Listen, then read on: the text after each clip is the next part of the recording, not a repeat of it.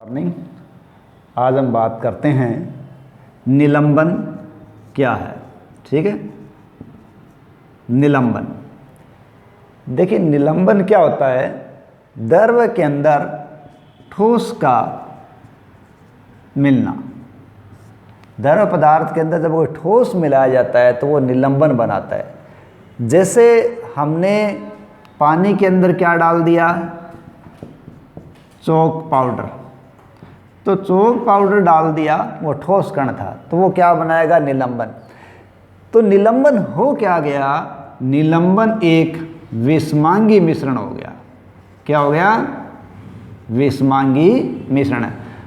निलंबन में जो ठोस पदार्थ मिलाया गया था उसके कण घुलते नहीं है, वो निलंबित रहते हैं, उतराते रहते हैं और हमें दिखाई भी देते हैं। ठीक है, तो इस प्रकार निलंबन है। उसके हम गुणों की बात करें तो वो क्या है? ठीक है, देखिए, निलंबन एक विषमांगी मिश्रण है। कैसा मिश्रण है? विषमांगी मिश्रण है। ठीक है, और साथ ही साथ इसमें जो निलंबित कण है वो आंखों से दिखाई देते हैं। जब इन पे प्रकाश डाला जाता है, क्या डालते हैं? प्रकाश, तो ये प्रकाश को फैला देते हैं। कहने का मतलब है उसका प्रकीर्णन कर देते हैं, जिससे हमें प्रकाश का जो मार्ग है वो मार्ग हमें दिखाई देता है या दृष्टिगोचर हो जाता है। निलंबन को यदि हम हिला के और शांत छोड़ दें, हमने उसको शांत छोड़ दिया तो निलंबित कण वो धीरे धीरे नीचे बैठ जाएंगे, और जब वो नीचे बैठ जाएंगे तो ध्यान रखें, अब प्रकाश का प्रकीर्णन रुक जाएगा। अब प्रकाश का प्रकीर्णन नहीं होगा। ठीक है, क्योंकि वो कण नीचे बैठ जाते हैं। इस प्रकार ये निलंबन होता है। अब हम निलंबन के बाद में बात करते हैं कोलाइड। ठीक है, कोलाइडल या कोलाइड क्या है? देखो, कोलाइडल दो पदार्थों का मिश्रण है। ठीक है, अब वो दो पदार्थों का मिश्रण है, लेकिन उसमें खास बात क्या है? वो दिखने में तो हमें समांगी प्रतीत होते हैं। ठीक है, कोलाइडल विलयन है, वो दिखने में हमें समांगी प्रतीत होगा, लेकिन हकीकत में वो क्या होता है? विषमांगी मिश्रण होता है। ठीक है, होगा क्या? विषमांगी, जबकि दिखने में वो क्या है? समांगी है। यानी इसमें जो पदार्थ के कण होंगे वो समान रूप से फैले रहेंगे, लेकिन कोलाइडल में होता क्या है? यानी विषमांगी है लेकिन फिर भी कण दिखाई नहीं देते, क्योंकि कोलाइडल के अंदर जो मिले हुए पदार्थ हैं वो निलंबित कणों से छोटे होते हैं।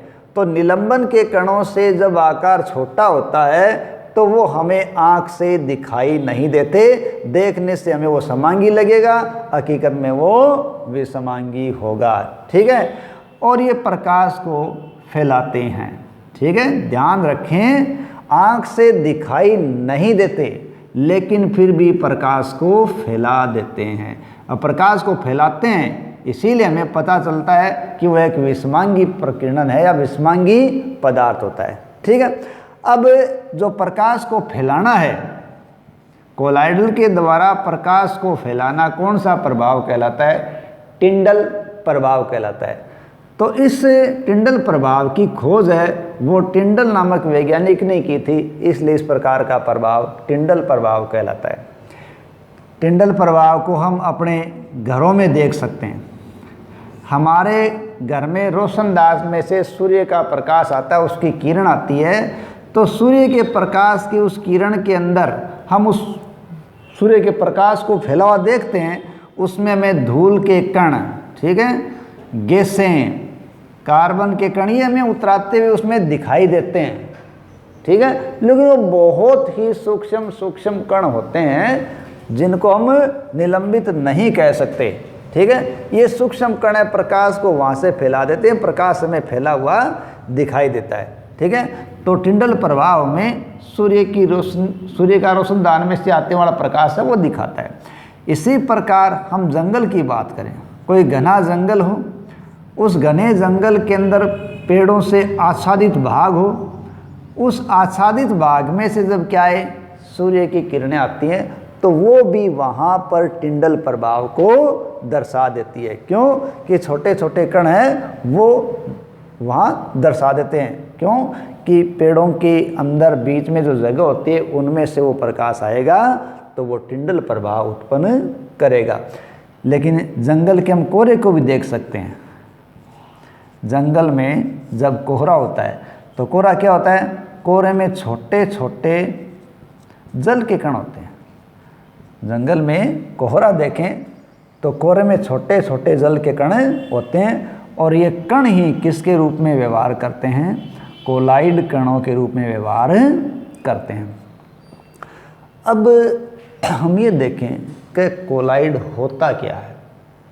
ठीक है, कोलाइड होता क्या है या कोलाइड बनता कैसे है।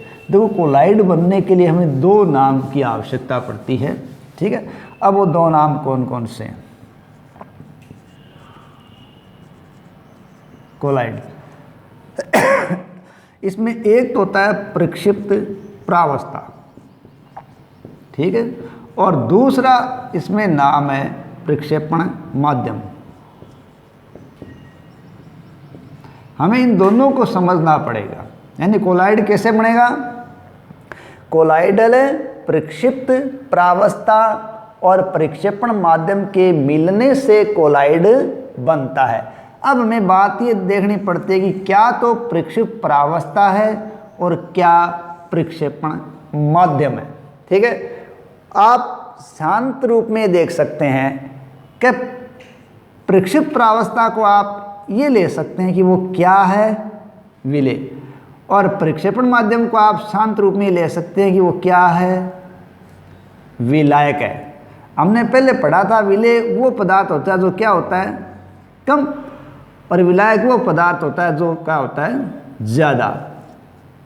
तो कोलाइड किससे बनता है, प्रक्षिप्त प्रावस्था और प्रक्षेपण माध्यम के मिलने से कोलाइड का निर्माण होता है। तो हम बात करते हैं प्रक्षिप्त प्रावस्था। देखो कोलाइडल के अंदर प्रक्षिप्त प्रावस्था वो घटक है जिसकी मात्रा क्या है, कम है। ठीक है, कोलाइडल के अंदर प्रक्षिप्त प्रावस्था वो घटक है जिसकी मात्रा कम है, या जो कण कोलाइडल की तरह काम करते हैं। ठीक है, कोलाइडल की तरह ये कण काम करेंगे तो ये प्रक्षिप्त प्रावस्था कहलाएंगे।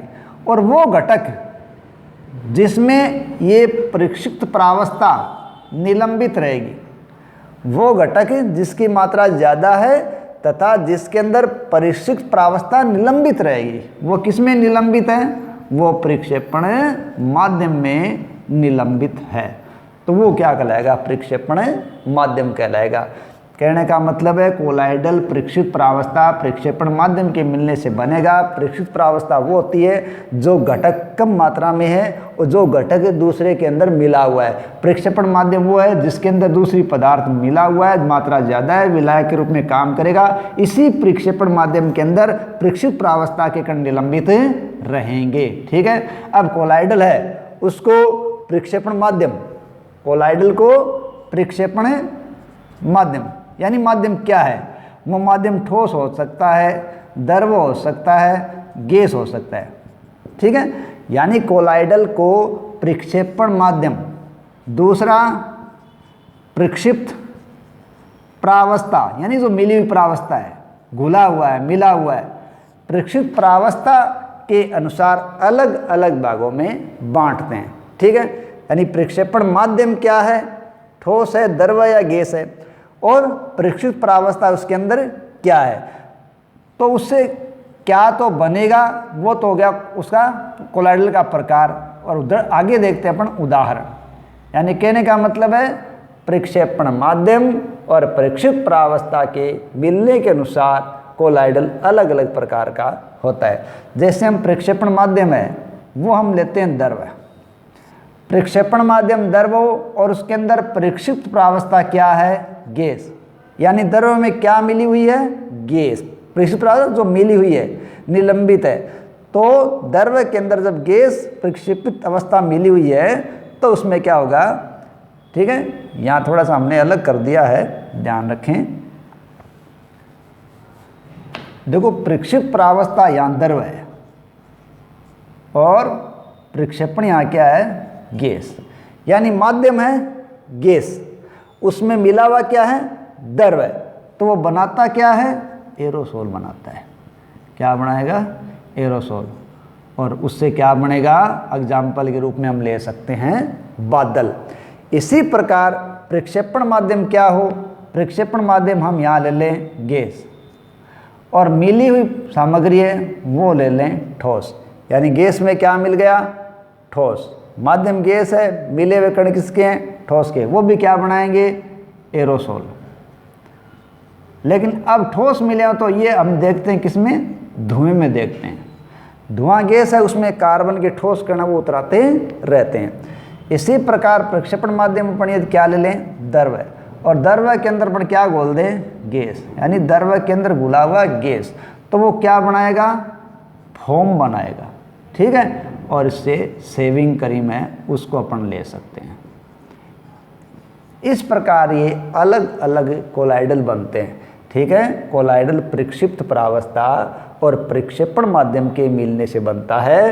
प्रक्षिप्त प्रावस्था वो होती है, वो घटक है जो विलय के रूप में, जिसकी मात्रा कम है, जो प्रक्षेपण माध्यम के अंदर निलंबित रहती है। प्रक्षेपण माध्यम ज़्यादा होता है, विलय के रूप में काम करता है।